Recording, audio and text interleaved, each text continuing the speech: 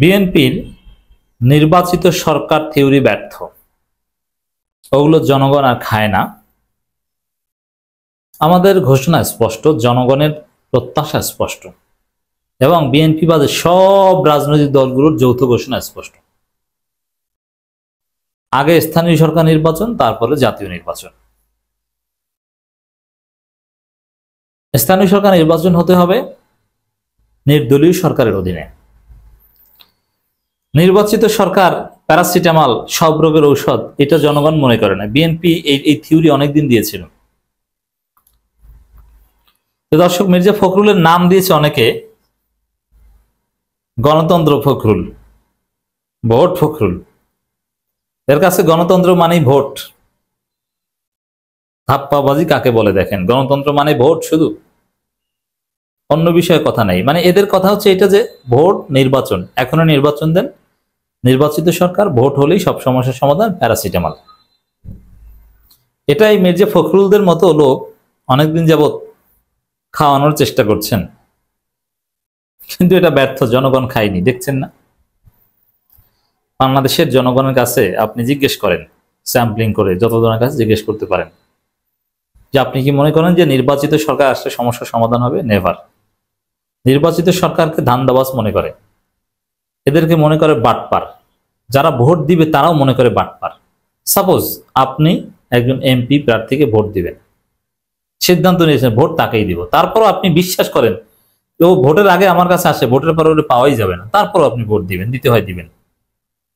এর মানে যারা ভোট দেয়, ভোটের আগ্রহ আছে, তারাও মনে করে যে ওরা বাটপার, ওরা আমার খোঁজ নেবে না, ওর লাইন পাওয়া যাবে না, আমার ফোন দিলে ধরবে না, ডাকলেও আসবে না, অনেক সিন্ডিকেট ধরে ওর চেলা চামচা ধরে তারপরে তার কাছে যেতে হবে, তারপর আপনি তাকে ভোট দিবেন। এর মানে এই নির্বাচিত সরকার, এগুলোকে মানুষ বাটপারেই মনে করে। কারণ নির্বাচনের আগে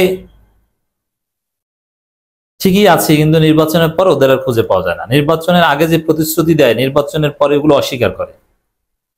মানুষের পারসেপশন এটাই যে ভোটের আগে যে কথাগুলো বলে ওগুলো ফাও কথা, ওগুলো কিছু মানবে, তারপরে ভোট দিতে হয়, একটা সিস্টেম চলছে, চলবে, চলুক, দেই একটা ভোট, ভালো লাগে। মানুষ কোন প্রার্থীকে পছন্দ করে আস্থা রেখে যতটুকু না ভোট দেয়, তার চাইতে প্রতিপক্ষের প্রতি ক্ষোভ থেকে বেশি ভোট দেয়। যেমন সাপোজ আওয়ামী লীগও যদি থাকতো, বিএনপিও যদি থাকতো, আওয়ামী লীগ, বিএনপি, জামাত সবাই নির্বাচন করলো সাপোজ, তখন মানুষ বিএনপি জামাতকে ভোট দিত কেন?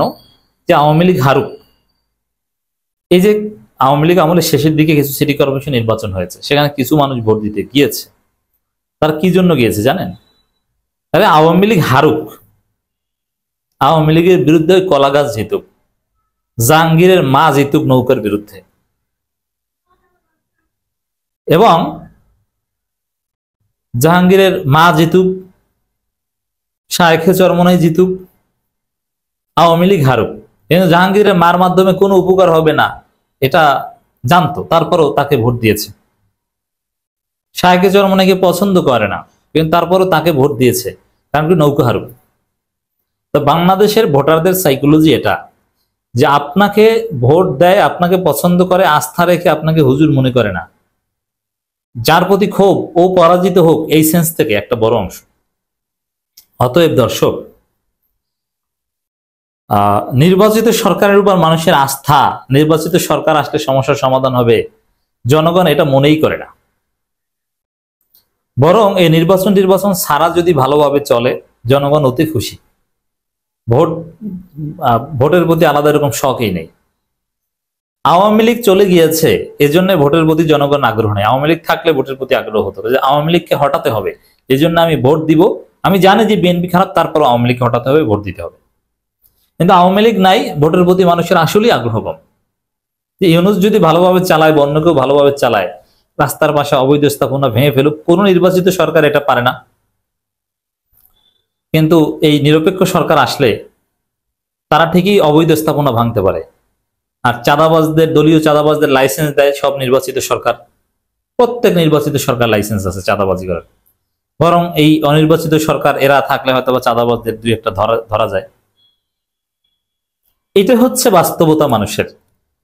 তা মির্জা ফখরুল যেটা বলছেন যে নতুন থিওরি নিয়ে এসেছেন নির্বাচিত সরকার, এগুলো খায় না, এগুলোর বাস্তবতা আমি দেখিয়ে দিলাম।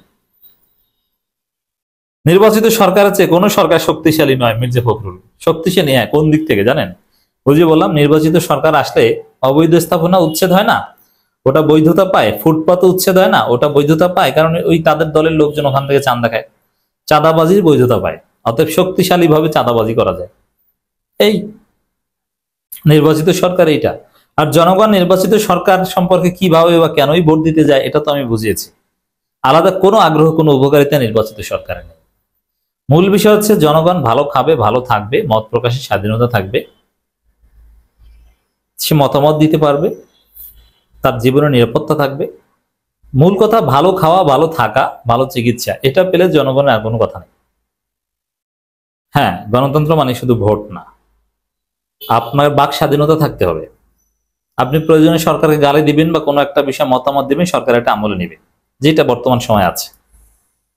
It's also democracy.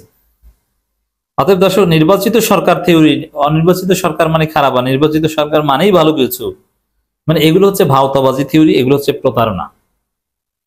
এগুলো নির্বাচিত সরকার আসলে বিনিয়োগ আসবে, অমুক তমুক, সব ফাও কথা।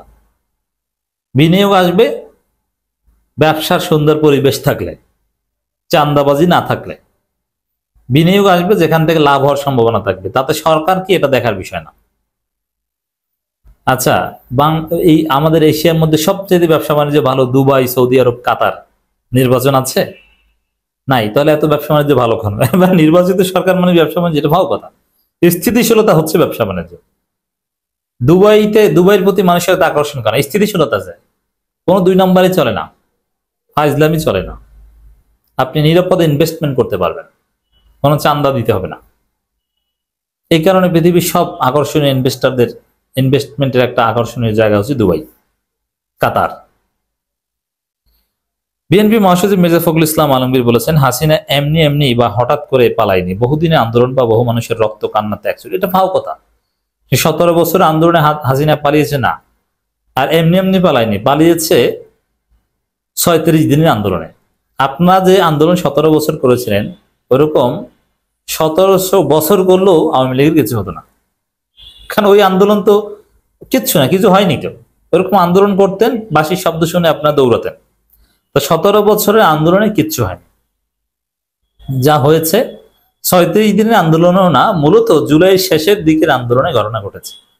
মূলত আবু সাঈদের মৃত্যুর পরের থেকে যে দৃশ্যপট, ওই দিন থেকে হচ্ছে আসল ঘটনা শুরু। তার আগে ছাত্রও পতন চায়নি। অতএব 36 দিনেও না, 17 দিনে না, মূলত ওই 20-25 দিনের আন্দোলনে হাসিনার পতন হয়েছে।